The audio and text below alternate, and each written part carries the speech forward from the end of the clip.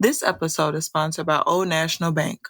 Old National is committed to supporting minority-owned small businesses by helping to expand their access to capital through their Empowerment Small Business Loan Program.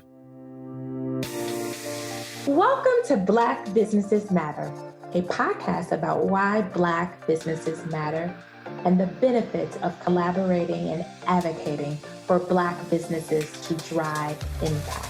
Each episode, we will cover legacy, hope, Black joy, funding sources, cultural shifts, equity, and so much more. We will provide inspiration and action while spreading some joy to a thriving community of Black business owners and leading thought leaders. Black Business Matters podcast is produced by the L3 Agency, a culturally sensitive influencer marketing and communications firm in Chicago, where relationships are our currency, passion is our profit maker, and people are our bottom line. I'm Larvetta Lofton, your host and founder of the L3 Agency. Well, everybody, welcome to another episode of Black Businesses Matter. Well, guys, for those of you all that listen to us on audio, you're getting me, of course, hearing me on audio. But we are going to publish this episode as a video episode, and I'm excited because this is our 50th episode. And our next guest, it's appropriate for her to be here on our 50th episode. I can hear in the background people clapping, people screaming. I could just hear it. So I'm getting all that vibe right about now that we are at 50. I don't know about y'all, but it's 52 weeks in a year. So literally we've done this a full year minus 2 weeks so that we can kind of get it together. So that right there is like, oh, so I just want to say, guys, thank you for rocking with us. Thank you for tuning in, following us, subscribing to us. This podcast is just growing so fast, much faster than I ever thought it would be. And so our next guest, let me tell you about this beautiful sister, because when I first I was like, she has 2 kids and they are over 10. I just want y'all to know that. And she looks like she's like 20, just so you all know. Okay. I need you all to understand this. But I want to tell you about the founder and CEO of TargetWhileBlack and RetailWhileBlack.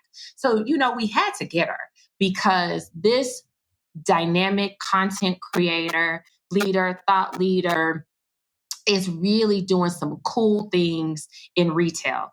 Her overall goal is to raise awareness and increase exposure to Black brands in retail stores. So as a result, TargetWhileBlack expanded to 2 pages, all right? TargetWhileBlack and RetailWhileBlack, showing everyone how to buy Black in all retail spaces, such as the mall, such as grocery stores, and other box brands. She has promoted my favorite honey pots, Scotch Porter, Be Rooted, and many more Black brands found in retailers like Ulta, Macy's, Nordstrom, Publix, Whole Foods, and Target. So guys, give her some love to being our first guest on our 50th episode. Hello, Marissa. Hello. I feel like I need finger fireworks. Woo! Yeah. We're going to do that. We're going to create our own sound back here. That's what we're doing. So tell me, Marissa, I have to ask you this because I asked my guests all this. Who is Marissa as a little girl to be able to do all this? Were you a retail junkie? Tell us who you were as a little girl. Ooh, that's such a good question. And I think it's a good question because absolutely not. Everybody who probably knows me from before is shocked at who Marissa is now. I was definitely a blurred. I read Harry Potter, Lord of the Rings, Star Wars. I was hoodie kid. I did not do the whole social interaction thing. Wow. Wow. Wow. I love the evolution. This isn't, the reason why I bring it up is because we don't have to be what we was. We can launch into something and evolve into something. So I love that you were like, no, I was not that. But I love that you are a nerd because that tells us we are connected because I love to read novels. So that was my thing was I just love to read. I still do, full disclosure. So for that. And so tell me from that journey, where this curiosity to be this social content creator that is like dope, guys. Because I'm going to share with you all her Instagram handles because you're going to want to follow her for all your shopping. For those of us that love Target, you're going to want to follow her. So I want to know from that point of reading Harry Potter's to now being this household name in the retail space. So it was a complete accident, honestly. I didn't mean to get here. I kind of it's funny because I'm introverted, but I get to not be that way on the computer or when I'm on my pages because I'm kind of talking to myself most of the time, right? Or when I do get on a podcast, I'm talking to one other person. I can do this. I can do this communication, but groups of people. Okay.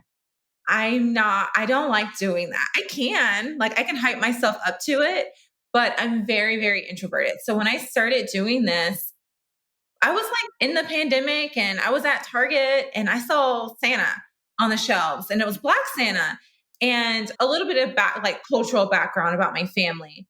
My mom is Spaniard and Black. So my grandmother is a Spaniard lady. She was 4 feet tall, white lady. And she was the person who took care of me a lot of times until I was 12. She would color our Santas, which is a lot of kids' stories. They grew up getting their Santas colored. For me, I think it's a little bit unique when I tell people that. They're like, your white grandmother colored Santas for you? Yeah, she wanted me to see Santas that look like me, so she made them brown. And she also made me my first Black doll. So when I saw Santa on the shelves, I was really excited. I was like, oh, wait, there's a Black Santa I don't have to color? What? So I decided to share that. And I wasn't expecting so many people to be as excited about it as I was. But there was Black Santa, there was Black Mrs. Claus, there was wrapping paper, there was all these things. So it really got people hyped into representation that they were seeing in retail, right? And from there, I started telling a story for Black History Month because that was the first year that Target really did a Black History Month collection. None of that, we're going to put Black Pride on a shirt and we're going to make it traditional Black Pride colors, but we're not going to include any Black creators. No, this year they were making Black people the focus of the Black History Month collection. They were including Black products. They were using Black designers. So I was like, well, let's talk about the designers. Let's talk about the people that are behind those collections. And taking that and just applying it to the rest of the year, all the Black products that were coming in and so on and so forth. I randomly posted one day that there was a co-owned Black toilet paper and I had 15,000 people. When I tell you, so let me say this, Marissa, the reason why I love you and the platform that you are is because what you're doing is helping people that I believe want to, but just don't have the time to identify what brands are Black, and then challenging our retail giants to say, hey guys, we are important. We are significant. Prioritize us. Because the way I think about this, Marissa, I'll give you an example, right? When you go into department stores like Nordstrom, like Ulta, right? And these are places I love. What I don't like is no one of color suggesting to me what I should use on my skin, right? Or what I should use on for some people on your children's skin. So the idea of you highlighting that while you're walking through the aisles, I think is necessary. It shouldn't be done just Black history. And to your point about what Target did, I think because of the things that we experienced during the pandemic really forced folks to really be that. But I'll tell you something, Marissa, I've been in this business of marketing for 20 years. And in 2023, we're still not intentional we're still not right? We're still not intentional about making sure having space for Black brands to be occupied as real estate to be able to offer to your customers. It really is inclusion. It's not about race. I have different skin than perhaps someone else in the checkout. Why am I not considered as a retail associate to help me? And I feel like you're being the online lack of it, associate that when you're shopping, you could be like, well, let me ask Marissa on Retail While Being Black, because I don't know. Do you feel like that's you're solving that problem for the retailers? Yes, I am. I feel like I'm telling the story that they're not telling. They're putting the brands there and they're like, okay, go be successful now. But they're not really telling the story.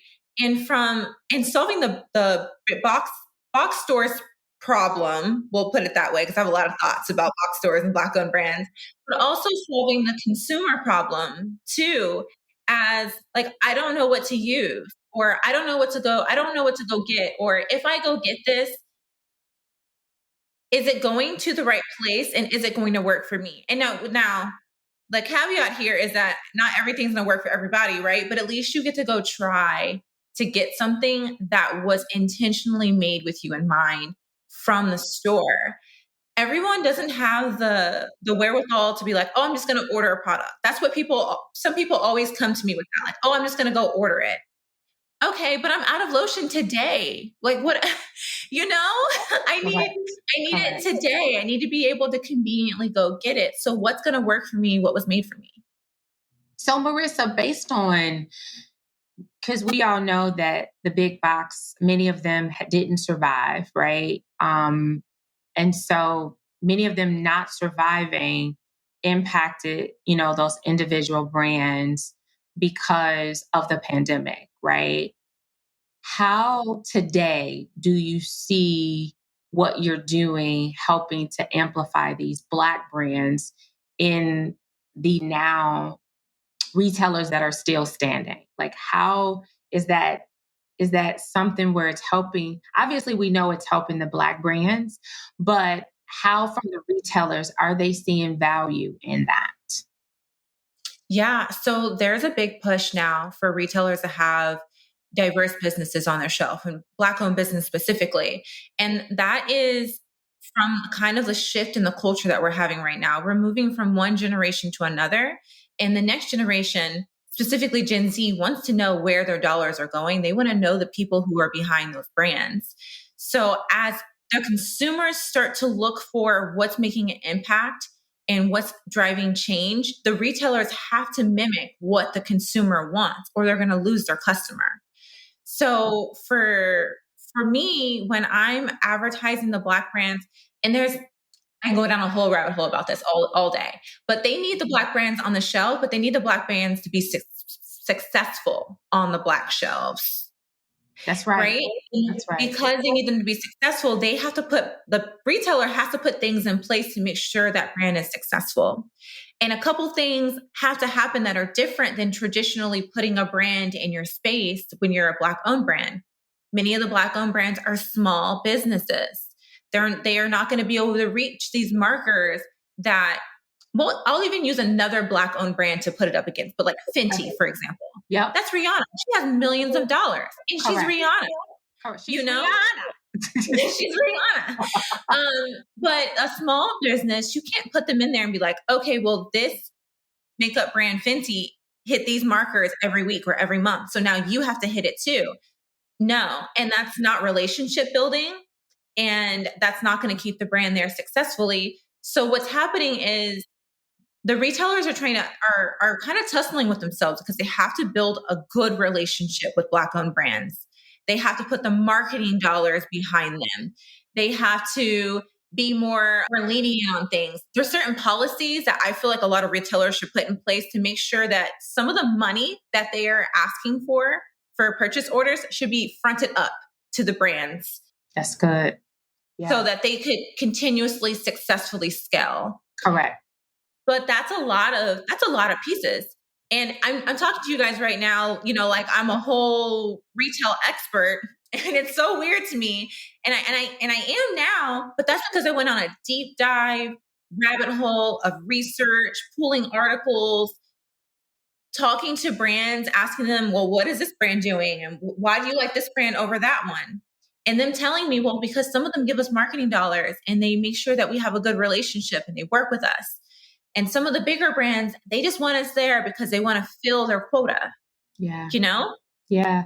And Marissa, I'm so glad that you're sharing with our audience that the work that you've done, because I think there is value in the level of research that you've done that, quite frankly, people aren't doing, right? So you have someone like you that's saying, hey, I've done the work for you. And the part that I love that you say is that we take Fenty, we take these brands and we put them next to, a Lisa brand, right? A brand new brand, and say, okay, you got to hit these benchmarks.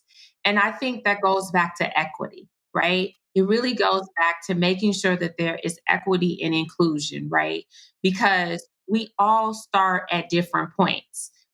I can start at one point, you can start, but we can start at different places. But setting that tone to say, well, because you start here, the expectation is you should be here, right? But who is that based on? That's really against white America. It's not based on anything else. Let's call it what it is, right? It's based on that. And so when you take that, that's not fair, because the reason why I'm here and excited to talk to you is merely because what's happening is that we haven't really discussed the things that impacts why that Black business doesn't get to that shelf too, right? It's staffing, it's operations, it's branding. So it's all of that that could hinder that brand from growing, right? And so it's also location, it's all of these things. And so we have to realize that it's more than just placing that product on the shelves and say, okay, it's there. But and I think the part that I'm seeing, and this is why I built this, is it should be a collaboration opportunity. It's not you're here, okay, go be great. It's a collaborative opportunity, right? That's what it is. That's what it boils down to, is how can we collaborate? So as I think through brands, we've had a few beauty brands that have been on the show. How do you see, or what advice would you give to that mom and pop Black brand on, retail versus I've got a solid online brand, right? Is it or is it and? Yeah. Yeah. So, and that's a really good question. And I think it should be but it should be as you're able to scale. Because when you're going into retail, you have to think that a lot of that money is going to be upfront money. And again, Black owned businesses are usually self-funded. Like we're not rolling in money. And even when we do apply for loans, I think it's something like 43% get their loan. Something really. It's ridiculous. But let me say this. Do you know, and I'm saying this because I did a research in Chicago maybe about 9 years ago, maybe about 8 years ago, Marissa, and we're gonna go back to what you said. Black women, the reason why we weren't getting funded in ways is because of the questions that were being asked. It was questions like, can you give us the revenue of your business? Well, we have a story. Well, it's not what it was because da da da da.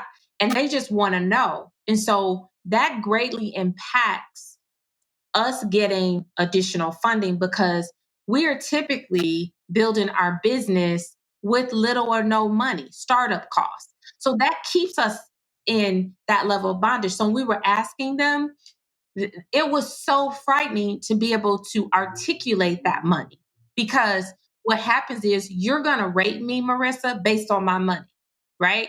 Not rate me based on what I can do. And I think that's something that as Black folks, that is a journey for us. You want me to share with that. So I just want to say that, and that's a struggle. So we typically don't go through the targets because we know you're going to ask that question and we don't have an answer, right? So I want to go back to that question around that. So please forgive me on that one. Yeah, no, you're absolutely fine. It definitely, I think it should be because I think that this is the piece of the generational wealth that we can tap into and make it phenomenal now, right? But you have to be going into it with knowing that you're going to be able to scale and front that money. And when you go to the retailer, don't have them telling you what they want you to do. No, tell them what you want them to do. I want to get into, I'll use Target because that's the one I know. I want to get into Target, but I want to be in 40 stores to start out with. I want to be in 20 stores to start out with. You do not have to go on all 1,900 Targets. I don't recommend that you go on all 1,900 Targets because that's a huge, massive scale that takes too much money. And be willing to ask for a lot of help. There are other Black-owned businesses that have made the retail jump. There's lots of programs and literature that you kind of have to dig for, but it tells you what you should be expecting when you go into the retail space. Talk to people about having a lawyer because you want to get into retail space, but you don't want to be on the bottom shelf, right? You want to be on eye level. There's so many things about going into the retailer that can be beneficial, but if it fails, it can be expensive. So just making sure that when you are moving from a successful online business into the retail space, that you have a support team in place, that you're utilizing some of those accelerator programs that these stores are having so that you can make sure you're having the right conversations so you don't get yourself scaling too quickly. Okay. But do I think that once you get there and you're successful, that it's a lot of money and it's worth it? Yes, because then they're putting in a purchase order with you and then $20,000 cash in your pocket off a purchase order versus, you having orders rolling in maybe one at a time, maybe 5 at a time through an online platform. Not to say that can't be successful, but why, if I can make money here and make money here, why not? You already have a great product. You do. Just do it well. Yeah. So I want to just recap to our listeners what Marissa is saying is that it's not an or, it's an and. And I think sometimes we feel like, well, if you get here, that means it stops. Continue. So would you agree to continue your efforts on your online business the way that you're doing? Continue with your pop-ups, continue with all of that. But sometimes we think you competing, but you're not, right? Because it's convenience, right? We're standing in that line, right? Target is convenient. Yeah. That's fair. And it's eyes. It's eyes. I might not buy your brand that day, but I might later be like, oh, you know what? I saw her. Let me go online and go to her store and see what else she has on her store. I mean, a great example is the lip bar expanded, right? But they also had a birthday sale and they had buy one, get one 30% off or something on there. I took my butt to their birthday sale online, right? Me too. But if I have a date night and I want to be cute and I want to go like, oh, let me get a new lipstick. I'm at Target. I'm going to buy lip bar. So you're not competing with yourself. Honestly, you're just playing the game well. Now you're double dipping the money. Hey, I like the double dip. Yeah, that's what you're double dipping the money. And I think that's a learning opportunity that we need to take. It's okay to double dip, right? We were told that don't be double. No, it's okay, right? And understanding that, do you find that just with the work that you do, and I want to just take a pause, guys, because I want to make sure you all know who Marissa is and how to find her. She is on TikTok at RetailWhileBlack. She's on Instagram at TargetWhileBlack. And she is on Instagram with RetailWhileBlack. But she's also on YouTube. Are you on YouTube as RetailWhileBlack too? Yeah, RetailWhileBlack on YouTube. Mm-hmm. And so on YouTube, are you just literally giving tutorials? Like on YouTube? Because I always think YouTube is my tutorial platform. It's my favorite. Just full disclosure, it's my favorite. Because I'm always trying to figure out how to do this, how to fix this. Can I do this? So is that what you do on YouTube? Because you don't have YouTube is a completely new avenue for me. I have been, right now, they were like, whatever you had on your other platforms, you put on YouTube. So I've been doing that because YouTube Shorts. But I also have been taking people on adventures. Like I went to Disney and I found Black-owned brands at Disney World. I like on my full day of like what it looks like when I go to the store. But also my plan is I have a whole list of ideas for YouTube. My plan is to talk to brands about what they should be doing when they're getting retail ready on there. And my plan is also to talk to consumers about the best way to support Black-owned brands that are inside retail stores. Can you tell us what are some of those? Give me just 3 tips. What are some 3 tips that, that customers can support? Because I think that is a fantastic platform to help, because people always ask, how can we support? But I would love to hear maybe 3 points that you could provide us with. Yes. So what I always say is be patient. That's the first one, is be patient, because people go in stores and again, they're expecting the Black brand to be in every store. They can't do it. They have to scale to be in every single Target. So use the apps, use the websites. All the stores have apps and websites. See if they have it first before you get in your car, before you get down there and you want to tussle everybody. And then once you get the product, share it. I don't care if you only share it to your family. If you only have 10 people who watch your stories, share it. That's good. Share that brand. Oh, this is a new lipstick. This is a new hair care. Also buying products for holidays and Christmas that are Black owned. That's so easy. And if people love it, they're going to go buy it again.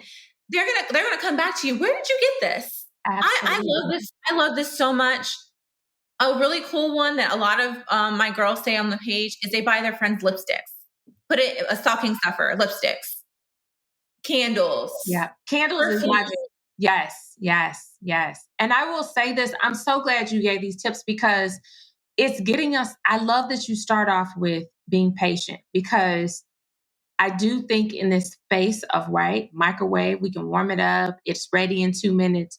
We want it right now. And I will tell you my story about Fenty. And I would go to Sephora and they would be out. And I'm like, kind of this. But let me tell you something, because I didn't wait till the last minute. So I want to bring that up. When you love a Black brand, don't have to wait till it's all the way gone, because we know that it might be a shelf issue.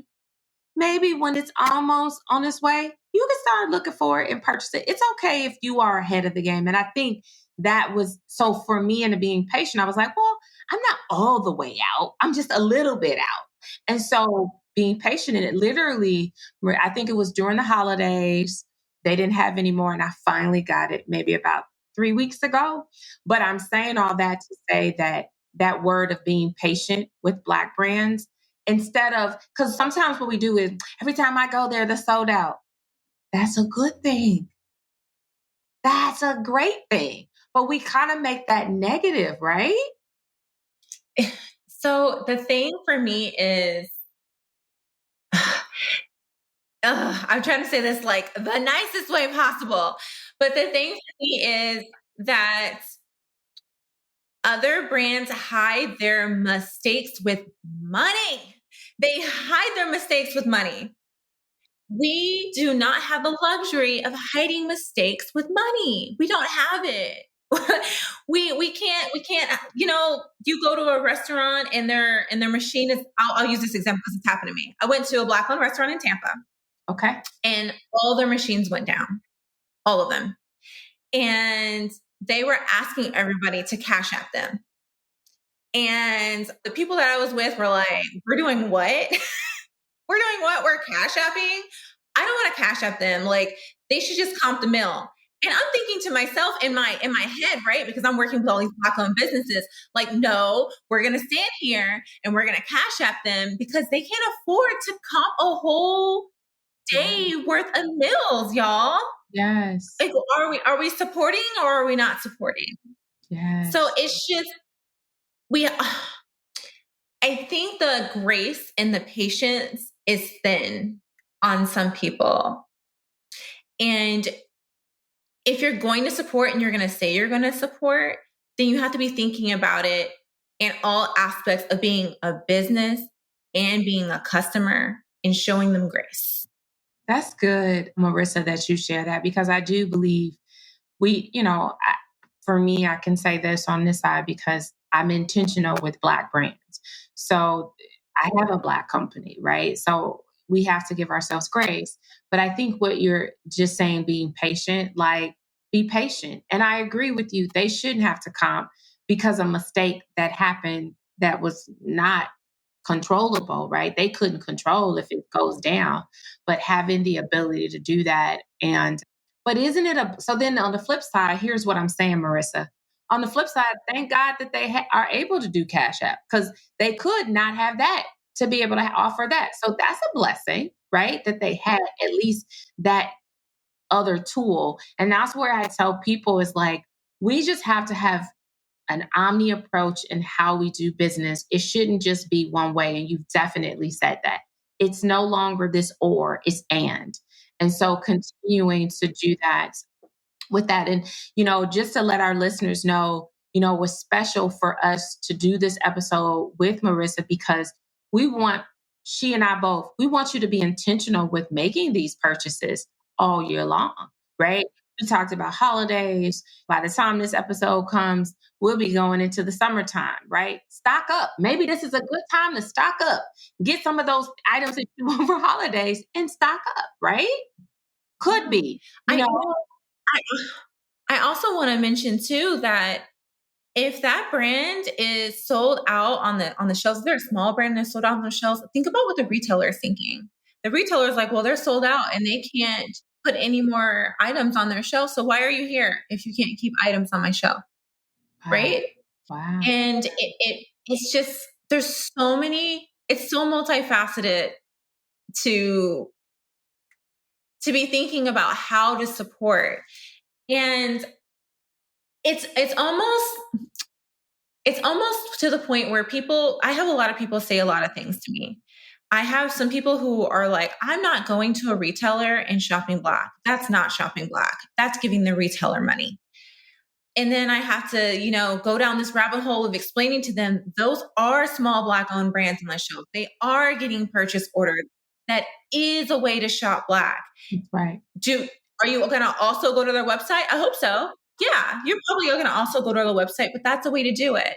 Yeah. And then I have people telling me, I don't shop Black because it's too much of a hassle. Like I don't want to hassle with shopping Black. Like things are sold out. Like everybody's unprofessional. Like I don't want to do that. And I'm like, all of them? Right. All of them? All of them? Wow. That's not possible. You had a bad experience with one of the brands. You're not going to like everything and everybody. We always know that. Find something that you do like. Switch out one thing. Switch out your lipstick, your toothpaste, your toothbrush. It doesn't have to be, you got to change your whole life. All of us love going to Target. I made a whole platform because women like to go to Target. That's right. You don't have to stop going to Target. Go to Target and also swap out your ice cream for Creamalicious. Yeah. Easy. Yeah. But it's just, there's so many pieces. And it all comes down to being patient and being kind. Like when you said that, I'm like, that's it. Because when I thought about that moment it was like, be patient with it but I am intentional with buying. Like it's intentional, it's thoughtfulness, it's being kind. Like, oh my gosh, where did you get that from? I want to order it again. Right. So I agree. So as we close out, because these episodes always go so fast, tell me this, Marissa, why do Black businesses matter?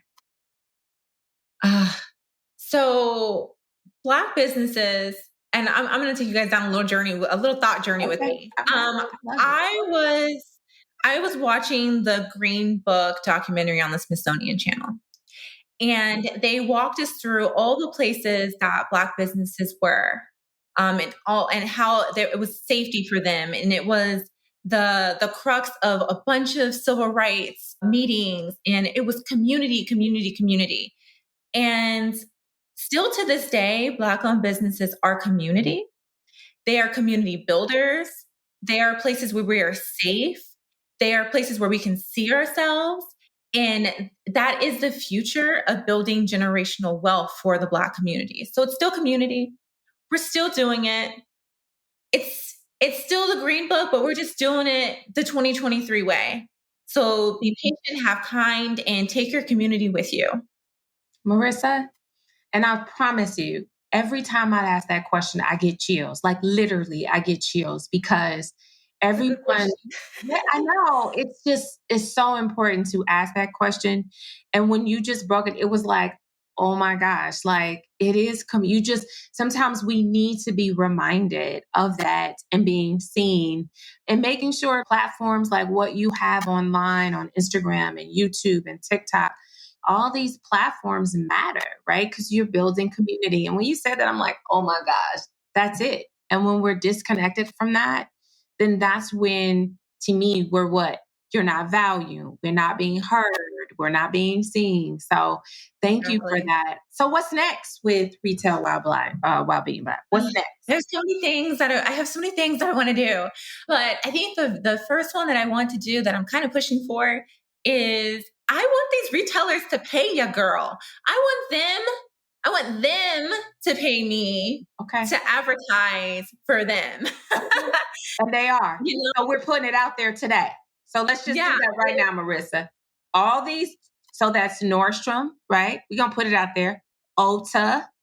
What else we got? Sephora, right? All of them.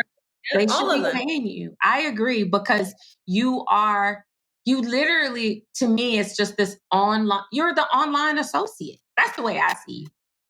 Yeah.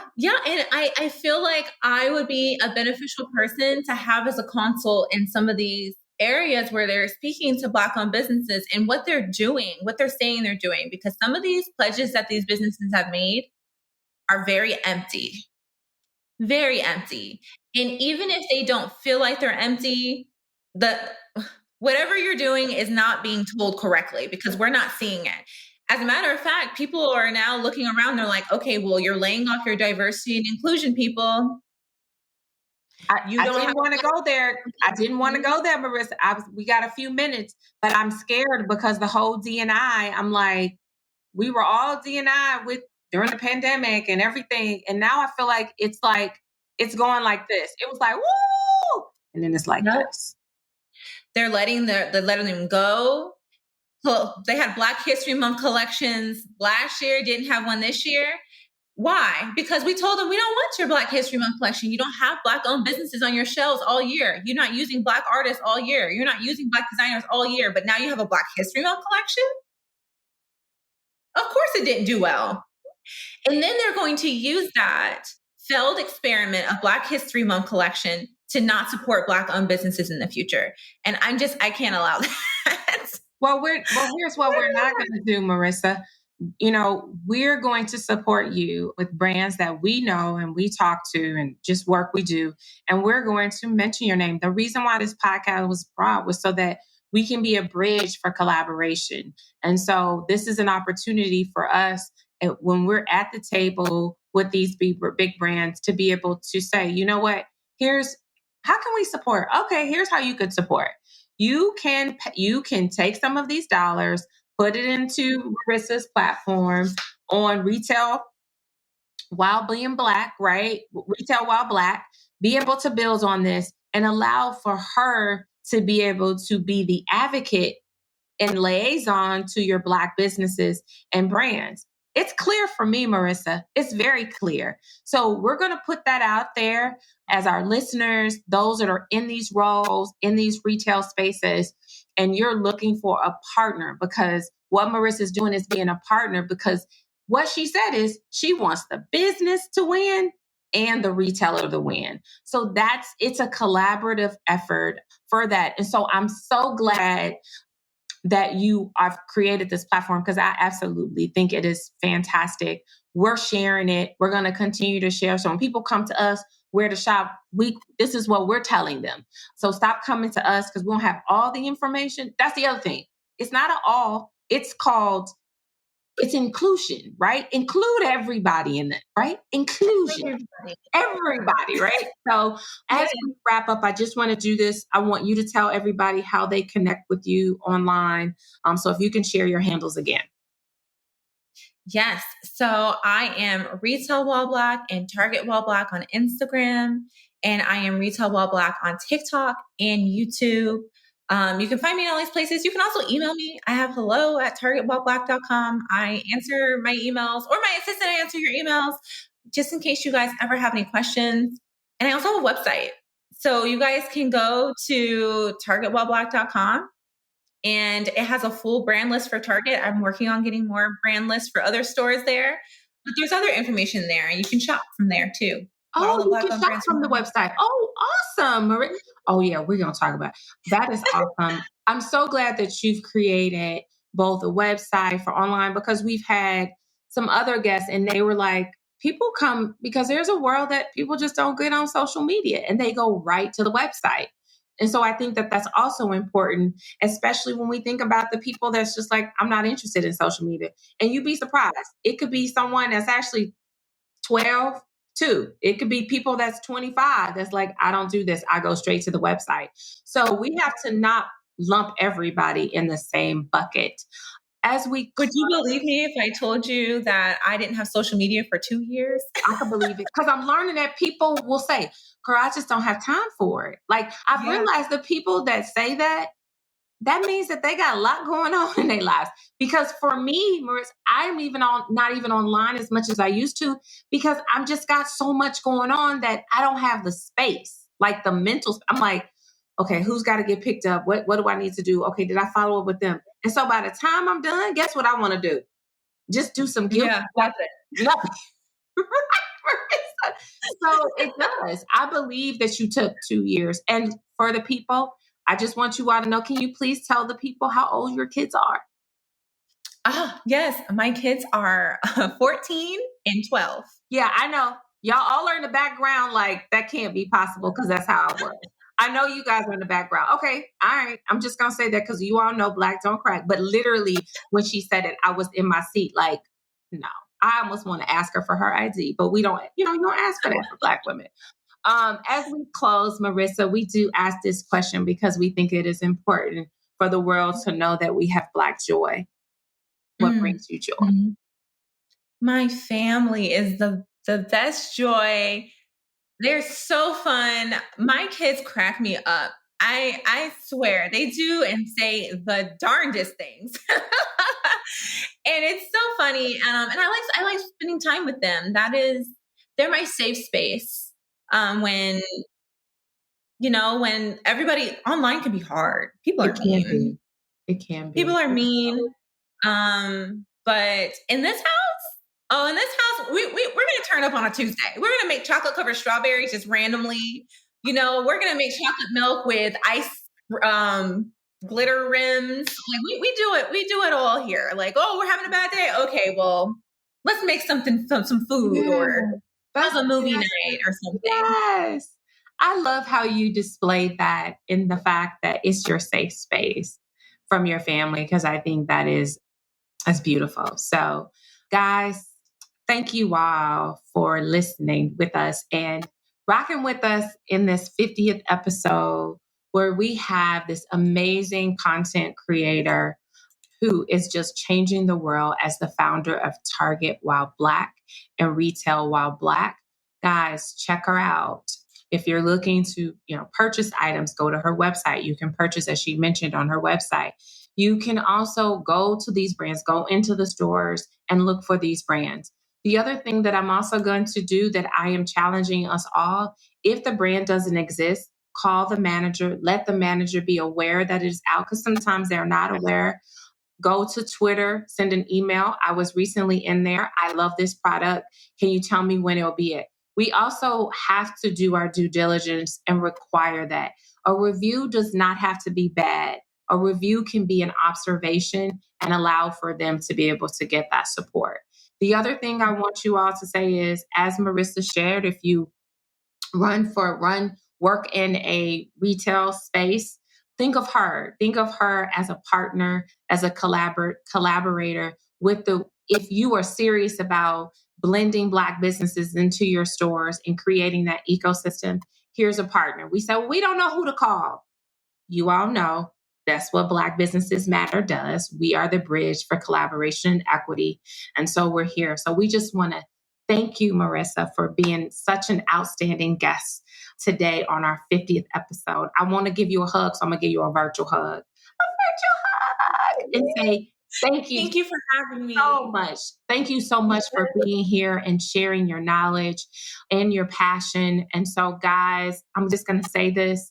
Thank you for listening to another episode of Black Businesses Matter. See you all next week. This episode is sponsored by Old National Bank. Old National is committed to supporting minority-owned small businesses by helping to expand their access to capital through their Empowerment Small Business Loan Program. Thank you for joining us this week on Black Businesses Matter podcast. Make sure you subscribe to our podcast wherever you listen so you will never miss a show. You can also follow us on social media at the L3 Agency and at Larvetta Speaks. If you love the show, leave a rating so that we can continue to bring you impactful episodes. You can also take the pledge and order our merch at our website at thetl3agency.com. THEL3agency.com. Thanks for listening and see you next week.